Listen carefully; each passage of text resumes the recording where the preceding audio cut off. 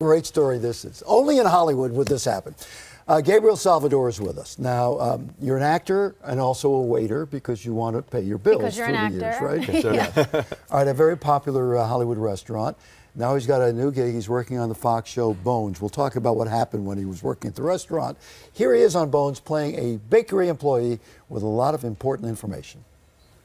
Just want you to know, Connor wasn't causing any trouble. He just kept his head down, did his work. Hey, this is Alex Rockwell. Worked his way up to assistant manager. Congratulations, you're a true anomaly. Huh? The knives are all clean. Told you my guys had nothing to do with this. What about outside of work? He had a tattoo someone was trying to cut out, so someone was angry with him. He could have done it himself. He's not cutting it out himself, Salts. Have you talked to Pemberton? Pemberton? When Pemberton found Connor got out on parole, he'd come by. He made threats, you know? It's pretty quick dialogue there, huh? There you go. And in a restaurant still. Absolutely. Your And why comfort not? zone. Yeah. Absolutely. Why not?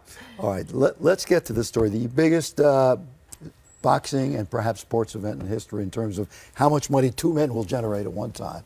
The fight that no one ever thought would happen. $400 million, whatever. Minimum. All of this, minimum, would not have happened without you. Now, a lot of people know the story, but tell the others the story.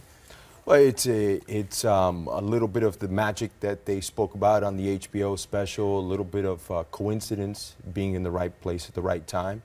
And there was a window of opportunity.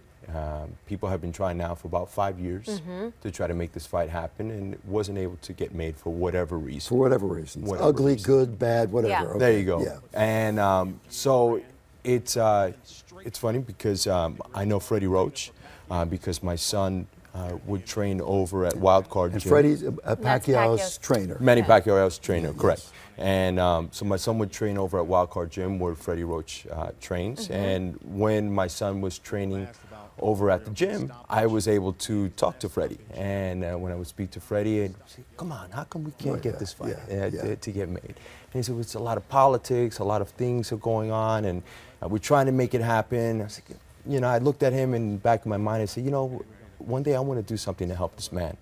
I didn't know what it would be, but I knew I wanted to help him. Freddie? Freddie, absolutely. Yeah. And I'm a huge boxing fan. I've been wanting this fight now to happen now, like everybody else, for the past 5 years. So now we're at the restaurant in West Hollywood. Absolutely. And lo and behold, who walks in? Mr. Les Moonves. Mr. Les Moonves. Mr. CBS. Mr. CBS, Mr. Showtime. Amazing personality, great spokesperson. So you realize you have an opportunity here. Absolutely. So there was a window of opportunity that presented itself, and I was able to strike up conversations with Mr. Moonves, and we bonded over our mutual love of boxing. And I would say to him, you know, how come we can't see this fight? How come this fight can't get made? And he looked at me and he says, yeah, well, you know, the same spiel that you're getting from us. And so I looked at him after a couple of times of him coming into the restaurant, and I said to him, I said, Mr. Moonves, I think I can help you make this fight happen. He looked at me and said, okay, well, I'm listening. I said, well, I'm friends with Freddie Roach. I know Freddie Roach because my son trains over there at Wildcard.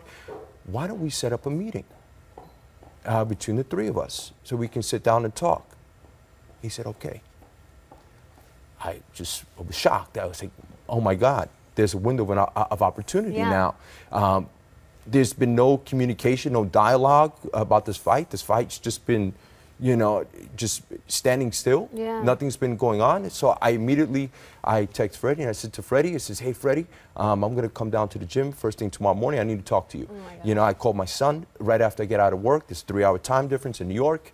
My son lives in New York. He's the one we need to thank. Oh, absolutely. And so I called my son Elijah and I said to him, hey, there's a chance the fight's gonna get made. And he was saying, no, come on, Pop, you really? And I said, yeah. I said, just stay tuned. And to make a long story short, I contacted Freddie. I said to Freddie, hey, Freddie, let's set something up. He says, well, I got to check around. I said, no, we're just right, I'm going to have to jump you ahead because we're running out of time. The fight it's getting made. It would not have gotten made if you didn't talk to Les Moonves. Are you involved with the fight at all? You need to get paid. Well, I'm not involved per se. Listen, I have a small part in getting the ball moving. About, it's been reported from Mr. Lance Pugmire in the LA Times, who first reported the story after speaking with both Freddie and Mr. Moonves. A little broker's fee, maybe? No, I'm going to go to the fight. Oh, okay. There you go. I'm going to be at the fight, and I'm very happy. You need more, though. Yes. I'm very happy. I was going to say, You're such a good, schmoozer and negotiator. Yeah. Should be my agent. Are you on the wrong side of the camera, maybe? I'm not sure. Seriously. Thank you so much, Gabriel.